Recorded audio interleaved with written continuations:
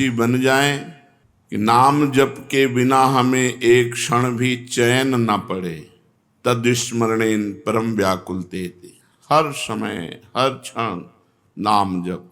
नाम भजन के कितने प्रकार हैं? नाम भजन के 3 प्रकार हैं। नाम जप, नाम कीर्तन, नाम स्मरण। 3 प्रकार से नाम का रसास्वादन किया जाता है, जप के द्वारा, स्मरण के द्वारा और कीर्तन के द्वारा। ये जप क्या है?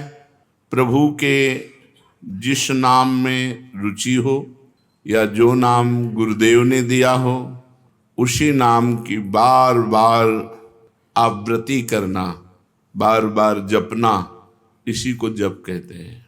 तो जप कितने प्रकार का होता है? ये जप 3 प्रकार का होता है। साधारण जप, उपांशु जप और मानसिक जप। ये 10 गुना पूर्व से होता है। विधि विधान से यज्ञ याज्ञ जो किए जाते हैं, उनसे 10 गुना फल साधारण जप में है। साधारण जप से 1000 गुना फल उपांश में है और उपांश से लाख गुना फल मानसिक में है। मनुस्मृति में ऐसा वर्णन है। साधारण जप क्या है? जिसमें स्वर तो सुनाई दे पर वो कीर्तन नहीं है।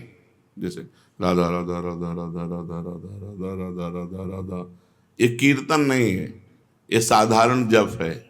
इसे साधारण जप कहते हैं, जिसमें शब्द बाहर सुनाई दे। उपांशु जप क्या है? जिसमें जीभ और ओठ तो हिले पर शब्द बाहर न सुनाई दे। ये साधारण जप से 1000 गुना फल देने वाला है। ओठ बंद है, अंदर जीभ हिल रही, नाम या मंत्र चल रहा है। मंत्र उपांश से शुरू होता है। मंत्र 2 ही प्रकार जपा जाता है, उपांश और मानसिक। नाम 3 प्रकार से जप होता है। साधारण जिसे वाचिक कहते हैं, फिर उपांशु और मानसिक। साधारण जप से उपांशु 1000 गुना श्रेष्ठ है। वो जिह्वा चलती है, ओंठ बंद रहते हैं, शब्द बाहर नहीं सुनाई देता। मानसिक जप, जिसमें जीभ भी न हिले और न ओठ हिले, केवल मन से मंत्र का जप करना। जैसे ऐसे शांत बैठे, कोई हरकत बाहर नहीं दिखाई दे रही और अंदर मंत्र चल रहा है, नाम जप चल रहा है। इसे मानस जप कहते हैं। सुना है श्वास के द्वारा नाम जप करने से जल्दी लाभ प्राप्त होता है। हाँ, श्वासा श्वासा नाम जपे दुविधा रहा न कोई।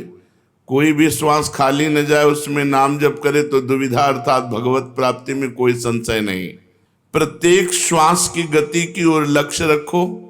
हर श्वास के आने जाने में श्वास के साथ नाम उच्चारण करो। अगर ऐसा नहीं बनता तो उपांशु के साथ श्वास जोड़ो, जिह्वा हिलाओ, नाम या मंत्र जप करो ओंठ बंद करके और श्वास के साथ। आरंभ में माला, काउंटर, जो आपको सुविधा पड़े वो ले लो और श्वास श्वास कई नाम, कई मंत्र ऊपर खींचने पर, छोड़ने पर श्वास प्रश्वास में जप करें। धीरे धीरे मन लगने लगता है, क्योंकि बिना मन के छूट जाएगा श्वास। श्वास की गणना छूट जाएगी। हर श्वास में नाम जप करना है। स्मरण क्या है?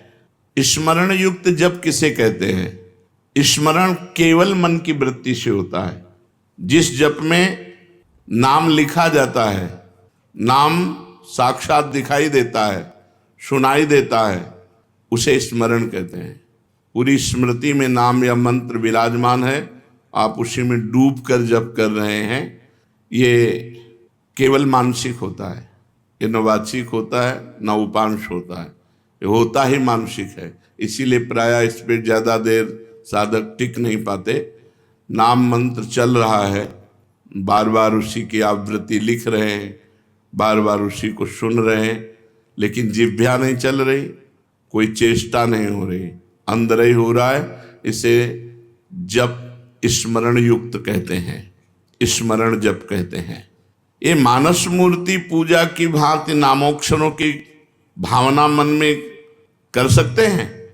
हाँ, कर सकते हैं। जैसे श्री राधा वल्लभ लाल जी की रूप माधुरी सामने है, अब उनके मस्तक पर लिख रहे हैं मंत्र, उनकी छाती पे लिख रहे हैं, उनकी बाजुओं पे लिख रहे हैं, उनके चरणों में लिख रहे हैं, बार बार जहां मन आया पूरे श्रीअंग का दर्शन करते हुए वहीं बार बार मंत्र लिख रहे हैं, बार बार नाम लिख रहे हैं। मानस मूर्ति की पूजा की भांति आपको लाभ देगा।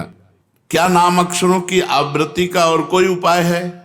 हाँ, मन की रुचि के अनुसार आप आकाश में कर सकते हो, आप हृदय में अपने कर सकते हो, आप अपने मस्तक पे कर सकते हो।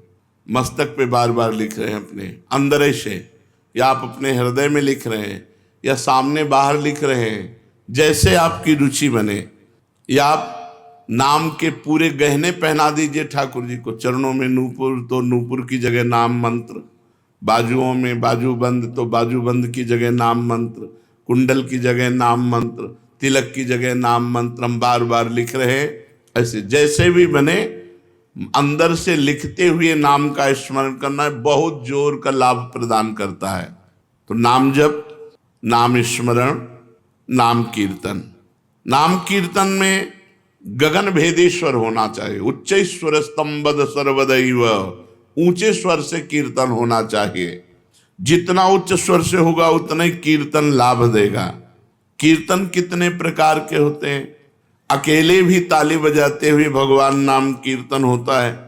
आर्त भाव से अकेले पुकारते हुए ताली बजा रहे भगवान के नाम का कीर्तन, या कई लोग मिलकर के भगवान नाम कीर्तन कर रहे हैं, भगवान का गुण कीर्तन कर रहे हैं। मृदंग है, मंजीर है, ढफ आदि वाद्य बजाते हुए कई लोग मिलकर भगवान के नाम का कीर्तन, गुण कीर्तन। संकीर्तन का क्या प्रभाव है? जहां तक नाम पहुंचेगा वहां तक निष्पाप कर देगा। जिनके कानों में, पशु पक्षी जिनके भी कानों में नाम ध्वनि, गुण ध्वनि पहुंची, गुण ध्वनि चतुरासी जी, जैसे आप चतुरासी जी गायन करते हैं, ये गुण ध्वनि है, महिमा ध्वनि है।